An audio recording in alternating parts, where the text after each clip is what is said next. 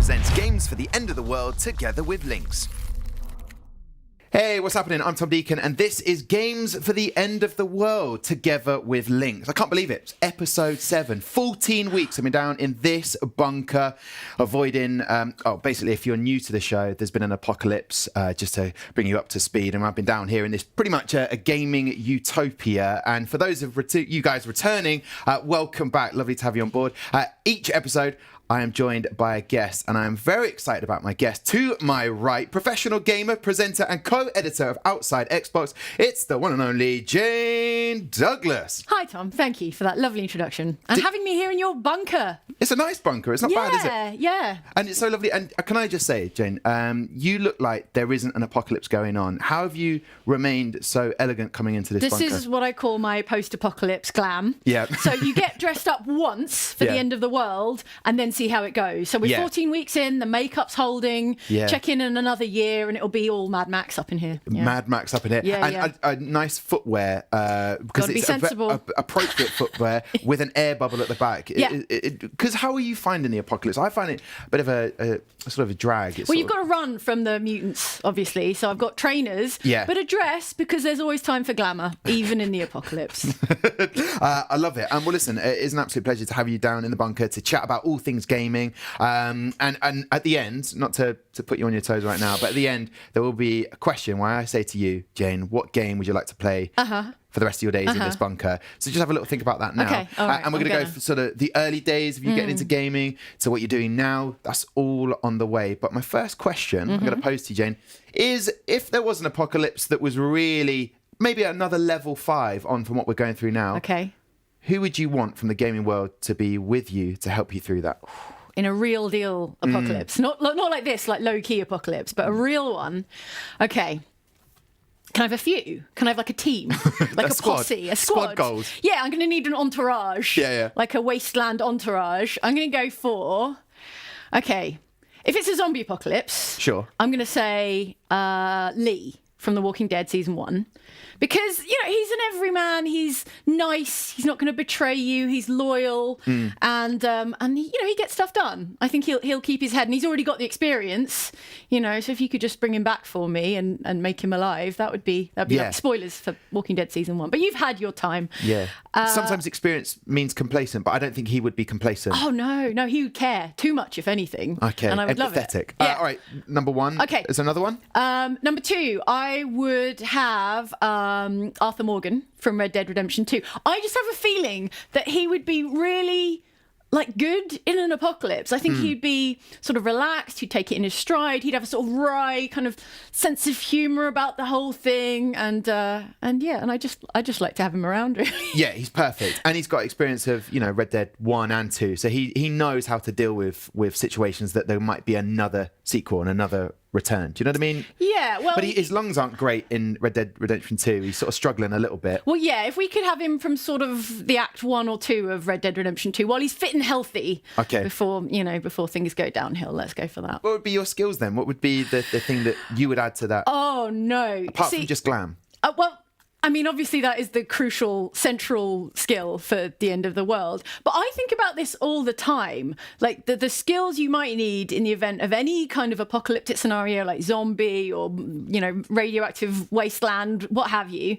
And I don't think I have any of the skills that would... No. That would... Well, I don't think any of us... I'm not just being self-deprecating. I don't think any of us really have the skills anymore. Could I build a radio? No. Could I, put a splint on you if you broke your leg?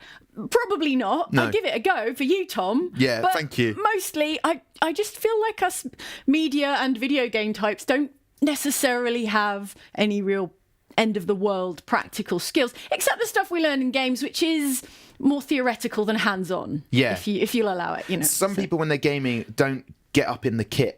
Do you know what I mean? If when I'm playing Red Dead, I don't dress as I know it's a rookie error. I don't dress up as Arthur Morgan and consider how difficult it is to walk in cowboy boots and to pull a gun quickly. You know what I mean? But I see what you're saying. I tell you what, something like Fallout, it might give you a familiarity with. Don't drink the water. It's going to be radioactive. If you drink the water that's lying around on the ground, you're going to get irradiated. So, there are some lessons to be learned, but I feel for the most part, my skills are few and far between in terms of wasteland survival. Yeah. Yeah. And sort of situation. Oh, by the way, water related, obviously together with links. Okay. I've got these little mugs. I've filled it up. It's filtered, is it? Yeah, from a safe It's all supply. safe. Okay, I just feel good. like people in an apocalypse from the gaming world will be like just walking around aimlessly, waiting until they can press the X button. Do you know what I mean? Like they're just waiting for the clue to happen. Listen.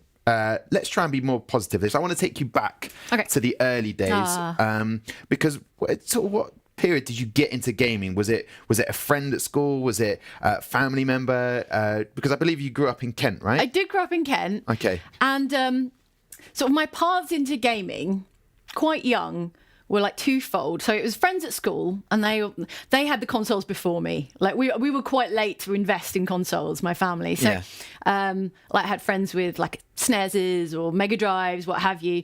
And then my dad, he was more of a computer guy. So from him came like the PC gaming, and he had like this ancient like C64 and like a really old collection of games. Wow. So like my vaguest gaming memories are like, I'm not even sure what I was playing, but there was definitely a C64. And that was one with the joypad or sort of controller stick buttons. Yeah. And like keyboards and, you know, all the good stuff. All the good stuff. All The the kind good of stuff. commitment to a graphic based. There was a couple of colours, that sort of thing. Yeah. Was there a character? Text adventures, you know, where Really? playing text adventures before you had like game facts, and when you were very young and your vocabulary wasn't all that good, you're like, I didn't get anywhere in them. You're just like, words. Does this? Well, also text-based adventures, the early ones, like you had to be very specific. Like, Got you. They didn't really know what you wanted to do until you start typing rude words, and they're like, well, goodness, you know. Yeah. It's like a calculator when you type the numbers and then turn it upside down, and you're like, oh, really? I didn't know I was. So it was slow going in the early days. And your dad, obviously, with playing the PC games, I guess it would showing you a whole range of what gaming could be and how fun it was, and then you and your sister playing. Were you more into sort of co-op games, or was it more solo games? And what were some of those titles that you remember at that period? God, I remember Tomb Raider 1, obviously. That was very, very influential. Yeah. Iconic, even. Final Fantasy VIII. Yeah. Gosh, Final Fantasy VIII was my first, like, truly cinematic game. Well, it's my first, like, cinematic memory of gaming. And I remember seeing a TV ad. It might have been the first... It can't have been the first, but it's the first TV ad I remember for a video game. And they had, like, I think, like, the ballroom cutscene from Final Fantasy VIII. And I was just like, I've got to play that. Yeah. Like, that's mine now. Yeah, is it more that kind of the story that you were... Because I suppose if you start with the C64, you're sort of typing away. There's this real element of... It's not just the hitting the buttons, it's more of the story that you were involved in. So I suppose Final Fantasy allowed you that... Yes. Fantasy in the title, but like the name and you exploring that side of things more. Yeah, definitely. The through line, I think, of my gaming career, like I love the competitive stuff. I love playing with friends and all the rest. But I think the thing that really drives me is a good story, is a really like involving story and character. Okay, and you mentioned your mates had like a SNES and other games, N64, what have you? Yeah. So when you went to friends' house, were you playing games with them, like co-ops and things like that? I remember a friend from school, and she had Zelda. Obviously, she had an N64, and she would play, and I would watch, and it would go on for ages. And I'm like, it's soon. It's my turn. It's my turn to play. And then her mum would come in and be like, "Gosh, you girls have been indoors all day. You should go out and enjoy it." I'm like, "No, it was my turn." So that's my lasting memory of early Zelda. Yeah, because I think some people look at gaming like you're indoors all the time. It gets a negative press, but you're with your friend. However, when that rule is set in place, when you die, it's the next person's turn. Right. Yeah. That's etiquette. Yeah. That's etiquette. You got to pass the controller. The controller. Yeah.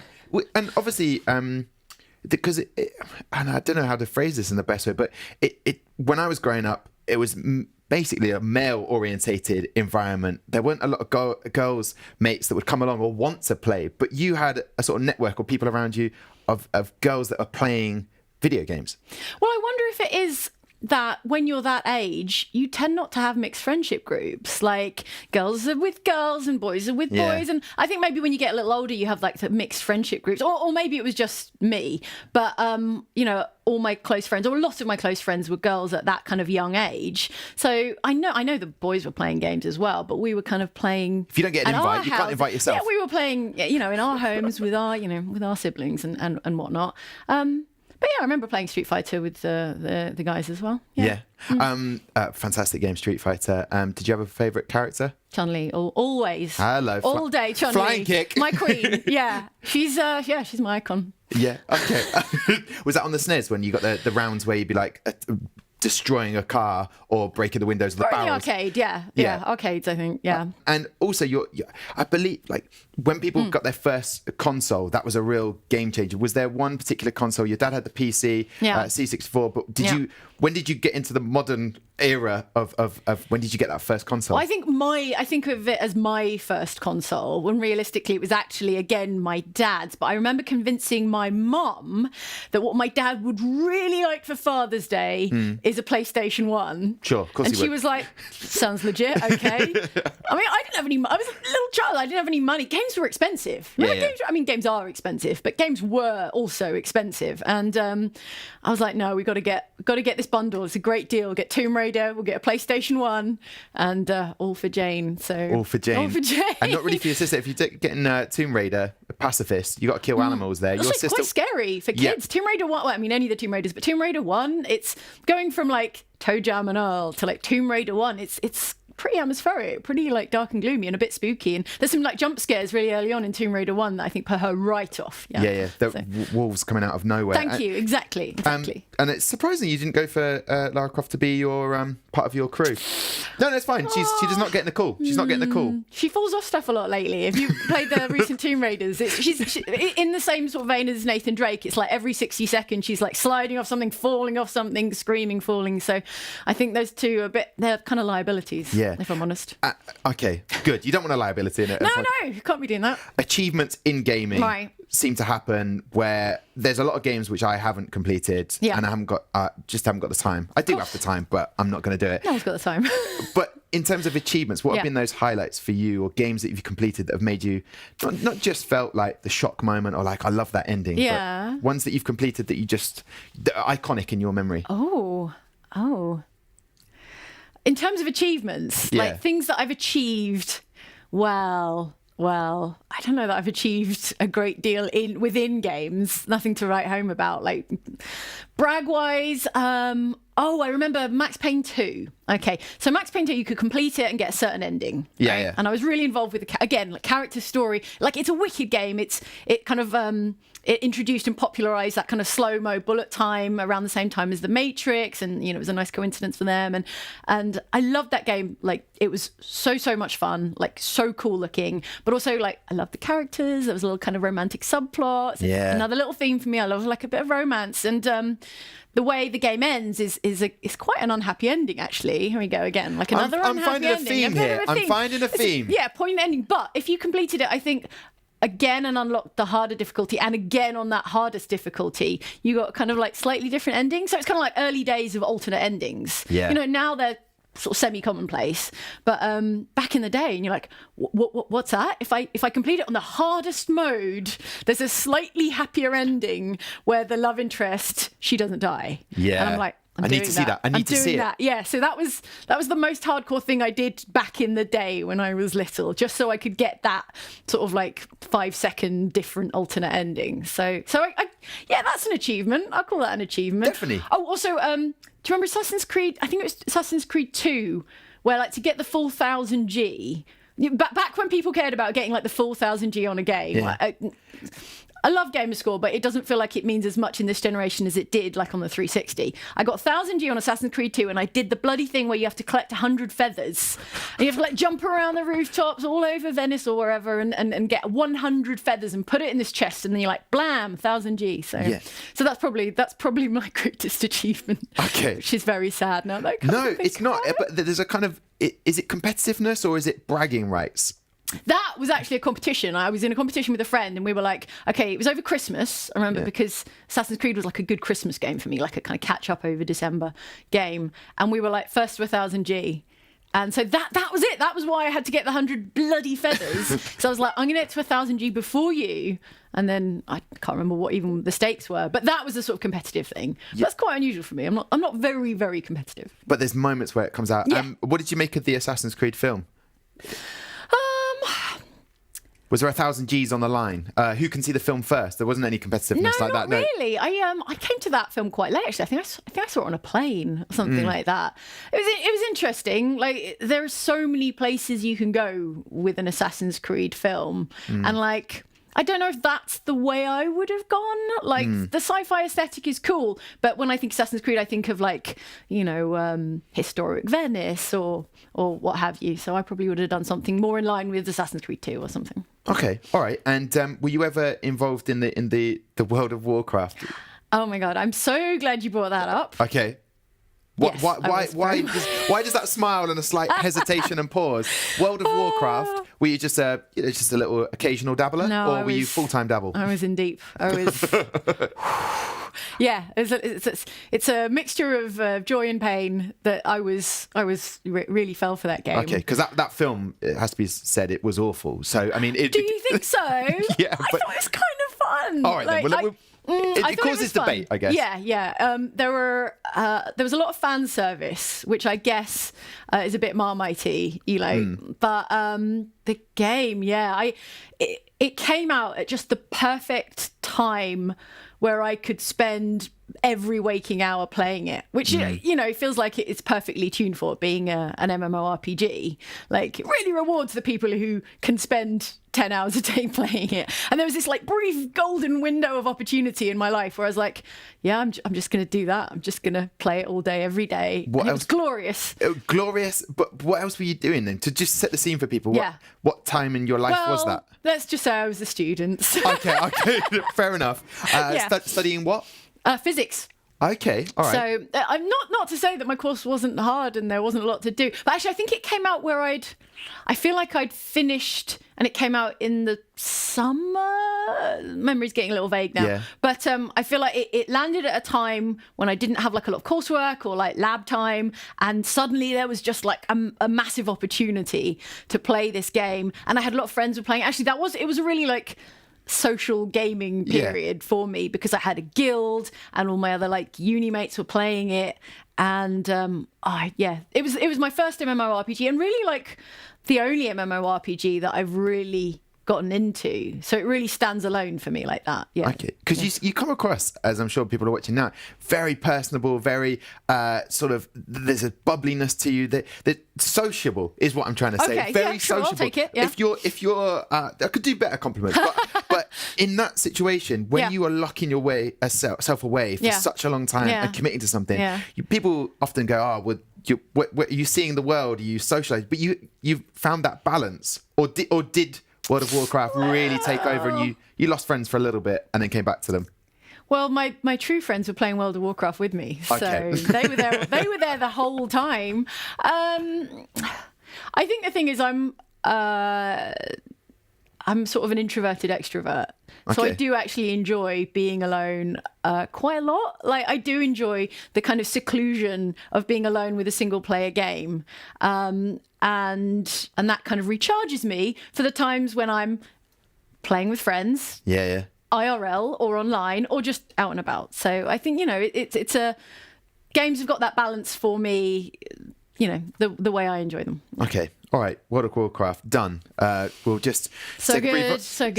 When I hit the level cap back in like vanilla WoW, so original WoW, back when the level cap was like 60 and now it's like 120. But every time they brought out a new expansion, they bumped up the level cap. And when I've hit the first level cap for the first time, that was my achievement. That was my yes. So, perfect. Yeah. A great achievement. So what? Okay. So we're setting the scene of you, Jane, and you're doing the physics, you're doing that degree. Yeah. At what point then, people want to know, obviously moving into the presenting, the co-editor of Outside Exploits, at what point did it become a bit more than that time to recharge your batteries, shall we say? Okay, more than, well. When did it become more than just your life, a potential career path? Oh. Yeah, that's interesting because I worked on the student paper back when I was at university, and there were people like reviewing games for it, but actually I was like, no, I'm going to be the science editor. I'm going to write about science. That's what I originally intended to do. I wanted to be a science journalist or a technology journalist. I enjoyed writing and communicating, and I enjoyed science. That was my degree. And it never really occurred to me that I could do something similar for games. Games was, kind of on the hobby side, whereas science was my side. academic. Well, it was my academic background, so that was where I trained. Whereas video games, I just dabbled with, for a long time. But it was for fun. Yeah. My first job, one of my earliest jobs was sort of consumer tech gadgets kind of editor, and there was a little bit of gaming in it, and I got given some review copies to play and review, and I was like, oh yeah, I can write about this. I can have opinions about this. I can. There was no video at the time. Video existed at the time. Don't get me wrong, but at the time it was a written, it was a written communication kind of job, and so I was writing reviews for these games, and I was like, yeah, I could do this for a living. I could write about this. I could make a job out of how much I enjoy and care about these games. So that was the kind of seed, I suppose. It was serendipity. Yeah. Okay. I like that. Yeah. Beautiful word, serendipity. You did end up, I believe, if I've done my research correctly, at the European Space Agency. So that sounds like the coolest job ever. But you were there, but then went, you know what? I still think I want to get myself into the world of gaming. Yes, that was actually, it was like a graduate training scheme for science communication. So obviously the European Space Agency, this was in the Netherlands, where they have...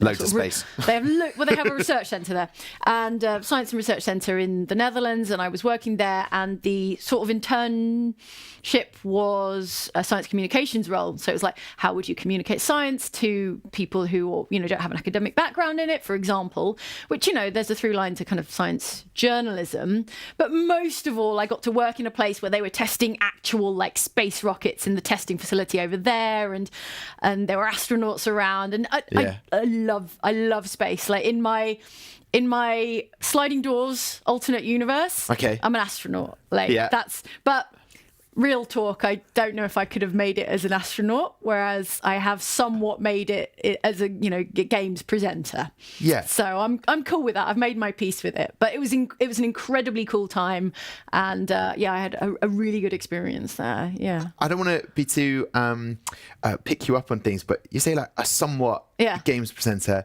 I totally disagree massively. I mean, the fact that in April you were put forward for the 100 of the most influential women in the games industry in the UK just goes to show that you say I've done well. I think we're always modest of it, but do you see that as an incredible achievement? Are you happy with that? Are you being in that group of 100 other women that are in the games industry? I mean, it's always lovely to be recognised, and the other women recognised in that award were incredible achievers in their respective fields, and some of them actually make games. I don't make games, so no. So because I think it's difficult to have that discussion, because you say the games industry has changed a lot, and you've been part of that. Yeah. Once you start deciphering genders, whatever, it almost seems a bit. You want to be credited for the work you've done, but it's not necessarily about. I don't want to take credit for the incredible work that the other women recognised in that award you mentioned. Everything they've done, when what I'm doing is, making videos and having fun and talking about that stuff.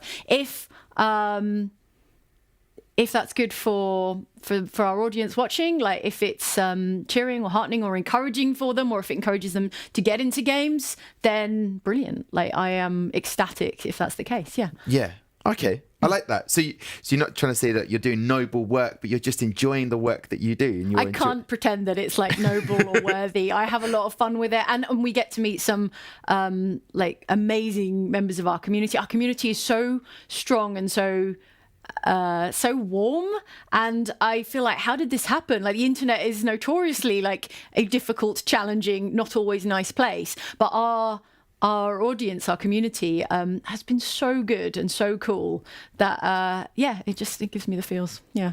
Perfect. I like this. Okay, so the early career. So how did it start then to getting into the presenting that you do for the gaming? How did I get into the presenting side? Yeah. Well, I worked for GameSpot for a while, and that was a combination of video work and also kind of written reviews and news and articles and what have you.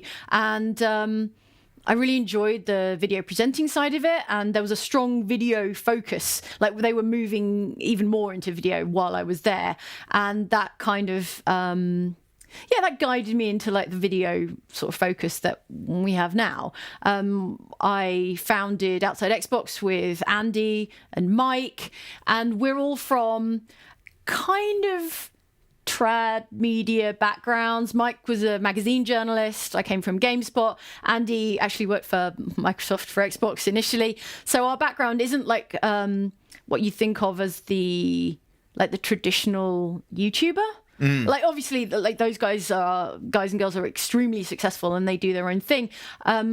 We don't come from the kind of vlogging background, the sort of like iconic like bedroom vlogger who, you know, talks about video games. You're from the research background, I guess. We have a little bit of a writing background, and I think that was our way into making videos, and that happened to be on YouTube. And it wasn't quite the kind of classic iconic YouTuber style. Explaining what you do there. Ooh, on YouTube? Yeah. Well, so we have a YouTube channel. That's like our main focus. And we make 5 videos. On Outside Xbox, we have 5 videos a week. So a video every, working day. And that's been keeping us pretty busy. I got to say, we're not an enormous team. It's not like we're the tip of the iceberg and there's like this massive production team. Yeah. Like, it's all hands on deck. We all have to... Almost. We have a couple of amazing video producers, James and John. Hi, guys. But... I don't know if they made it in the apocalypse. I hate to say. Yeah. No, they'll make it. If anyone's going to make it, it's James and John. They're doing okay. They're in their own bunker, much nicer bunker somewhere. But that's a bit harsh. I mean, I've put a lot of effort into this bunker. Don't get me wrong. This it's is fine. amazing. No, it's but fine. If I know James and John, it'll be fabulous. The lighting will be amazing. They probably have Wi-Fi. Yeah, we don't have Wi-Fi. Don't have it down here. Oh, I've tried. I've turned it on and off a few times. It still isn't working. We've reset the router. We've checked the NAT settings. There's just... I don't know if I can last the apocalypse if there's not going to be Wi-Fi, I'll be honest with you. So the team is small. You put team is small. It's kind of a... I don't want to call it a treadmill, but it's a little bit of a treadmill in that, you're committing to a certain output of video, and that does keep you extremely busy. And we're trying, as we kind of develop and evolve, to like find space to do things around that, to do, to pursue other interests and make videos, in different styles and to do other things. Like of late, we're really getting into Dungeons and Dragons. Okay. So it's is that time. Stranger Things related? I mean, it's not unrelated. I think we started a little bit before. No, I can't remember. It must have been around the same time. But I think D&D, tabletop RPGs generally are just having like such a moment, and that... Would you say resurgence? I would say resurgence. Yeah, absolutely. And the thing is, we hadn't obviously up until a few years ago we hadn't played any like tabletop RPGs, and we didn't really get them. And then once you start, you realise it's just improv theatre for game nerds. Like, and I say that with love, it's improv theatre with dice and rules, and it is so good. It's perfect for us kind of like show off gamers, I think. Yeah, and we're having so much fun with it. So we found a little time around the kind of YouTube content schedule to do live shows, to take like D&D to kind of conventions and also just like get together in like the basement of a pub and play some D&D. Yeah. It's a bit more sort of like one-on-one rather than being on the online world. Does it sort of like that social aspect? There's the amount of cafes, the amount of places I've seen with board games in, which seems to be the new thing. If you want to just like say, if there's anybody like you back to when early days where you were at your friend's house and her mum was like, you need to go outside. Perfect. We'll go and do some tabletop. We'll go play RPG. board games. It's very social, and it's more, I guess it's more intimate in a way than social gaming. You're at a table, it's conversation based. Like there are dice, but it's really like people coming out of their shells, I guess. How difficult is it to pick up? For anybody who's gaming now, who loves the kind of a through line, a storyline, but feel like take it to the next level. Is that the next level amongst other friends, peers? Yes, I feel like tabletop role-playing games are like what video game RPGs are aspiring to. It's that infinite dialogue choices. Like, I want to go here, I want to try doing this, I want to romance this guy, I want to kiss this girl. And like that's that's what I want from an RPG, and that's what D&D and that's what tabletop RPGs do for you, is that your dungeon master, your storyteller, your kind of game master is like, okay, how do you want to do that? Roll me this dice. So it's the infinite possibilities of the imagination, and I feel like in a certain way that's what some games kind of aspire to. So it kind of closes that gap, and in a really social way where you get to have that adventure with your friends. Is there still the etiquette rules for JD? That's your nickname, by the way. I don't know if you have JD? Yeah. No, that's good. We'll go with it. Whether the same etiquette rules apply. Yeah. You can't hog the controller on that one. Yeah. You could hog the dice, potentially. Can you hog the dice? No, everyone has their own dice, but you could definitely hog the spotlight. As show-off D&D nerds, where everyone wants to be, everyone wants to be the star, I think the etiquette is like, you got to take it in turns. You got to invite everyone to speak, invite everyone to have their little go. Snacks? So, can we have snacks as well? Definitely snacks. Yeah. Don't knock anything onto my character sheet. There's a lot of paper, a lot of physical things that can be kind Are there of lines spilled to learn? onto. No. No. Because all I've played is Uno, and I'm really sucking at that. Yeah. 30 games with various friends, still haven't won a round of Uno. All you need is a great dungeon master. And Okay. you don't have to learn any lines. You barely need to do any maths. A little bit of maths, that's all. Yeah. Okay. A little bit of adding up. Yeah. So this is a kind of new development for you, but in terms of back to the gaming side of things, not on the table. What sort of games are you gravitating towards now? Oh, right now, I'm playing a lot of it's still RPGs actually. I'm playing Greedfall. I don't know if you saw that one come out, and The Outer Worlds.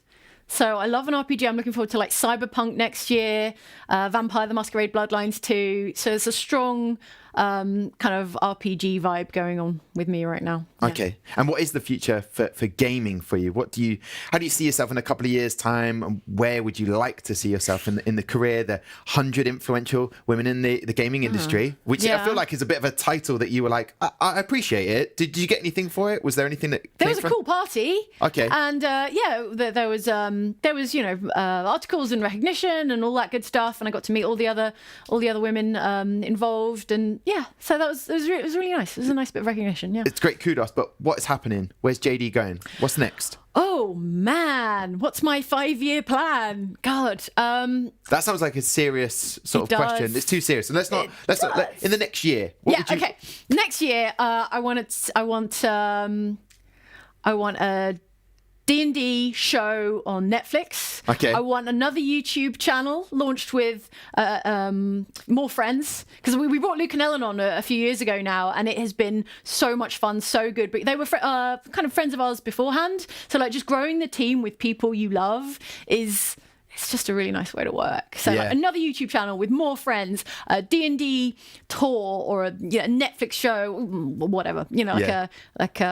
Some expansion on the tabletop stuff, because we're having so much fun with it. Yeah. If you're trying to get hold of Jane anytime soon, she's busy for the next year. Well busy. Unless you're going to commission something, in which case call me. Yeah, okay. So, Perfect. Unfortunately, though, that is going to be happening, but you will have to leave the bunker today. But I want to pose you the last question. Okay. I've sort of given you time, maybe in the back of the head, get those cogs working on what game you'd have to play for the rest of your days. You can only choose one. Okay. So what would you choose? Okay. I've got this. All right. So you might be expecting like World of Warcraft, right? I can finally make up those extra... Because you bossed it before. Well, yeah, but I mean, there's always more World of Warcraft. I tuned out a few expansions ago, so I could really dive back in. But then there's no Wi-Fi, so that's not going to work. And not here, but there's probably a better bunker because John and what was his name? John and James. You're going to send me out into the wasteland in my suit to try and find John and James. No, I don't know. I don't know if it would. I mean. So I've been thinking about this, and I have games that are very, very close to my heart, like the Mass Effect games, for instance, Knights of the Old Republic, one of my favorite ever. These like story-led RPGs, but they're never as magical as like the first time you play them. I'm not really one for like, I mean, I replay games, but I don't like have a game that I replay every single year, because I think the freshness of a game is, for me, part of the enjoyment of it.